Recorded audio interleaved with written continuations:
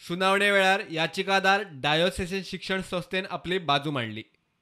संस्था म्हणटा म्हापशेचे Saint Xavier नावेलच्या rosary कला आणि वाणिज्य महाविद्यालयाचे पदव्युत्तर कोर्स अनुदाना शिवाय चलतात।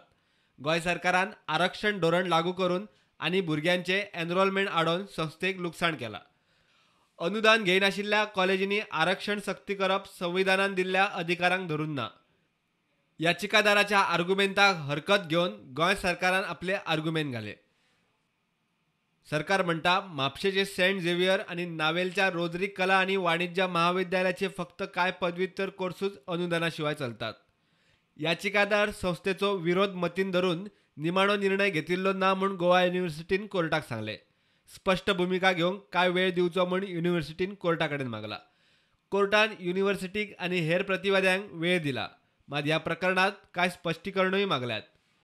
अल्पसंख्याक शिक्षण संस्थांचे अनुदान नाशिल्ले कोर्स गोंय राज्याच्या आरक्षण धोरणांतल्यान कडेक काडल्यार ताचो नेमको कितें परिणाम जातलो असो प्रश्न हायकोर्टान विचारला। प्राथमीक नदरेन पळयल्यार अनुदान घेयनाशिल्ल्या कोर्सां खातीर आरक्षण सक्ती करप न्ही हे याचिकादाराचे म्हणणे तशें योग्य दिसता म्हूण निरीक्षण नोंद करून कोर्टान फुडली सुनावणी 24 फेब्रुवाराक दवरल्या। प्रुडंटा खातीर सिनियर रिपोर्टर मुकेश कुमार।